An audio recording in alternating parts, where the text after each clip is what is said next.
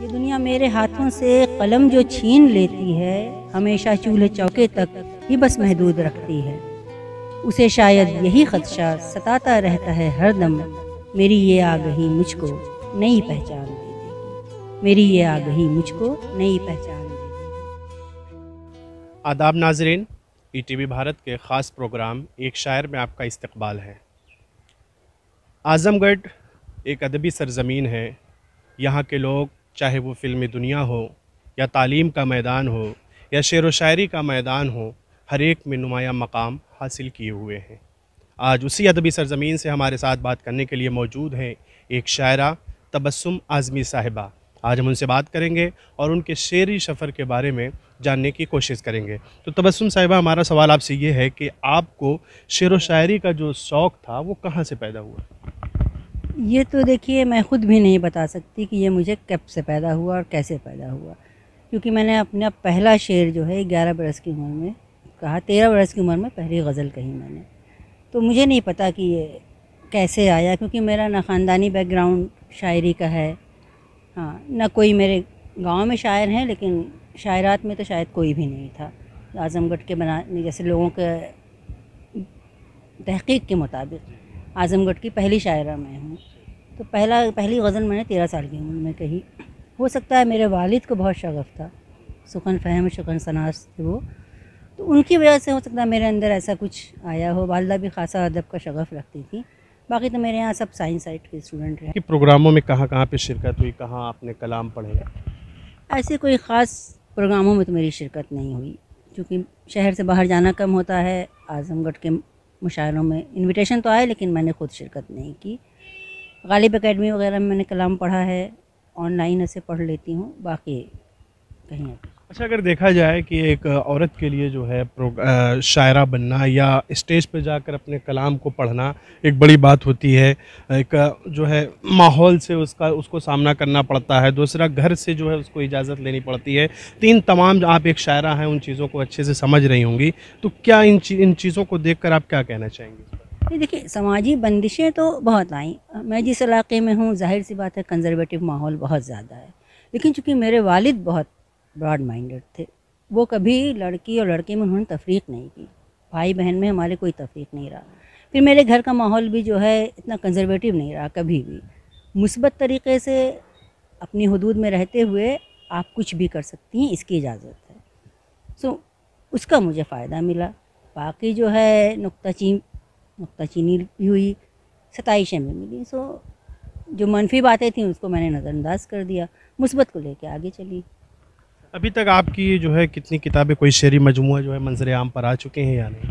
جی، دو شعری مجموعے آ چکے ہیں۔ پہلا دھنک ہے غزلوں کا، دوسرا جو ہے جہاں کوئی نہ ہو، یہ نظموں کا مجموعہ ہے۔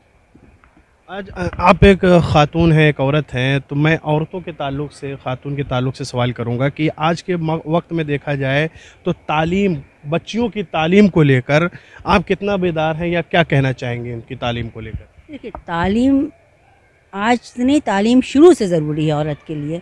اقرا میں کہیں تفریق نہیں کی گئی اللہ نے کہ ہاں مرد پڑھیں عورت نہ پڑھیں، اقرا سب کے لیے اترا ہے۔ عورتوں کو باندھ دیا گیا وہ الگ چیز ہے، لیکن عورتوں کا تعلیم یافتہ ہونا بہت ضروری ہے۔ اگر وہ نہیں ہوئی تو آگے کی قوم جو ہے وہ نہیں ہو پائے گی۔ تو میں تو عورتوں کی تعلیم کے حق میں ہوں، میرے گھر والے عورتوں کی تعلیم کے حق میں ہیں، تو ایسا میں تو نہیں کہوں گی کہ ہاں عورتوں کو تعلیم سے دور رکھا جائے۔ آپ جس سرزمین سے تعلق رکھتی ہیں، اعظم گڑھ سے، ایک ادبی اور زرخیز علاقہ رہا ہے، یہاں پہ بہت سے شعراء جنم لیے، جیسے کیفی اعظمی ہو گئے اور علامہ شبلی نعمانی، جنہوں نے تعلیم کے میدان میں کافی کام کیا، تو ان تمام چیزوں کو آپ مد نظر رکھتے ہوئے کیا کہنا چاہیں گے ایسے شخص؟ اعظم گڑھ علم و ادب کا گہوارہ تو رہا ہے، اس میں دو رائے نہیں ہے، اور بہت سے عظیم شخصیات یہاں ہوئی ہیں، صرف ادب کے تعلق سے نہیں، دوسرے شعبے میں بھی۔ ہاں، خواتین پیچھے رہی ہیں، بہت پیچھے رہی ہیں، لیکن اب دھیرے دھیرے وہ آگے آ رہی ہیں۔ ایک ہمارے بچپن کا دور تو یہ تھا کہ مکتب کے بعد عورتوں کے لیے تعلیم ہی ممنوع تھی، درجہ چہارم تک پڑھ لیا تو بس اندر بیٹھیں اور پھر وہ گھر گرہستی کریں۔ گھر گرہستی اپنی جگہ، لیکن تعلیم اپنی جگہ۔ اب بہرکیف بیداری آئی ہے، لڑکیاں پڑھ رہی ہیں، اور یہ ایک اچھی بات ہے، ہونا چاہیے۔ آپ آج کی جو بچیاں ہیں ان کو آپ کیا پیغام دینا چاہیں گی؟ بس ان کے لیے یہی پیغام ہے کہ اپنے حدود میں رہتے ہوئے آپ بالکل آگے بڑھ سکتی ہیں، تعلیم کے میدان میں آگے جس شعبے میں آپ جانا چاہیں آپ جائیے، آپ قدم بڑھائیں گے راستے بنیں گے۔ جھجک کے ہم رہیں گے تو ہمیں راستے نہیں ملیں گے، اس کے لیے ہمیں قدم بڑھانا پڑتا ہے، کوئی تو ایک بڑھائے۔ اسماعیل میٹھی کی ایک نظم تھی، بارش کا پہلا قطرہ، بہت متاثر کن نظم ہے۔ ہر قطرہ جو سوچ رہا ہے میں کیسے بڑھوں، اسی میں سب رہ گئے، ایک نے بڑھایا تو پھر موسلا دھار بارش ہوئی۔ تو اسی طرح خواتین میں بھی یہ ہے کہ آپ اپنے حدود پہ رہتے ہوئے آپ آگے بڑھیے، ہر شعبے میں بڑھیے، اور لڑکیوں کو آنا چاہیے۔ آپ ایک تحت کی شاعرہ ہیں، اور عورتوں کو خاص طور سے اگر دیکھا جائے وہ مشاعرے میں جاتی ہیں تو جو ہے ترنم کے لیے ان کو بلایا جاتا ہے، وہ کلام پڑھتی ہیں، مگر آپ تحت کی شاعرہ ہیں، تو کیا اس کی وجہ رہی کہ آپ جو ہے ترنم میں نہیں کہہ پائیں؟ دیکھیے ترنم تو خدا داد گفٹ ہوتا ہے، وہ مجھے نہیں ملا، ایک وجہ تو یہ بھی ہے۔ دوسری میں سمجھتی ہوں شاعری اگر اچھی ہے، متاثر کن ہے، تو وہ ترنم کی محتاج نہیں ہے۔ آپ تحت میں بھی اپنا کلام پڑھ سکتے ہیں، اچھے سے سنا سکتے ہیں، اور پہنچ سکتی ہے آپ کی شاعری میں دم ہونا چاہیے۔ ہمارے ناظرین کے لیے آپ کوئی ایک اپنا کلام جو ہے پیش کریں۔ دیکھیے میں اپنی ایک نظم پیش کرنا چاہوں گی، اس کا عنوان ہے عورت۔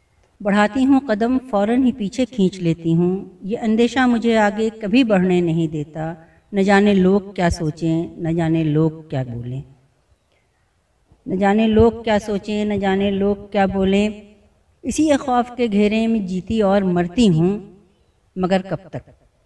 تشخص کے لیے اپنی ضروری ہو گیا ہے اب، اٹھوں اور کاٹ دوں ایک ایک کر کے بیڑیاں ساری، بغاوت کر دوں دنیا کی سبھی فرسودہ رسموں سے، بغاوت کر دوں دنیا کی سبھی فرسودہ رسموں سے، ہر ایک دستور بیجا سے۔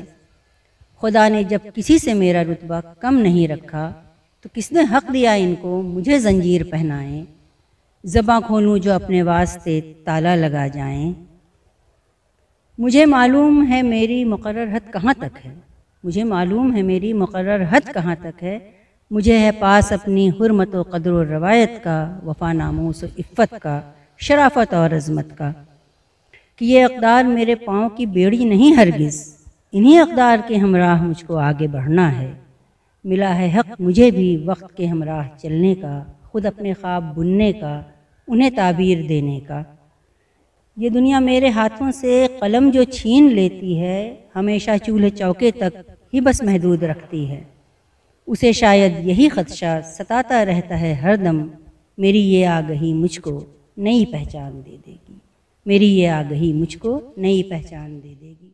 بہت بہت شکریہ۔ تو یہ تھی ہمارے ساتھ تبسم اعظمی صاحبہ، جنہوں نے اپنی ایک نظم پیش کی جس کا عنوان تھا عورت، اور انہوں نے اپنی بات میں بھی، اپنی گفتگو میں بھی عورتوں کے مسائل پر کافی زور دیا، عورتوں کی تعلیم پر زور دیا، کیونکہ ان کی اس شعر و شاعری سے بھی اس بات کی تصدیق ہوتی ہے کہ وہ عورتوں کے مسائل پر بے باک ہو کر بولتی ہیں، اور وہ یہ کہتی ہیں کہ عورت کو تعلیمی میدان میں، ہر میدان میں آگے آنا چاہیے، بس وہ اپنی حدود میں رہتے ہوئے کوئی بھی میدان ہو اس میں وہ کام کریں۔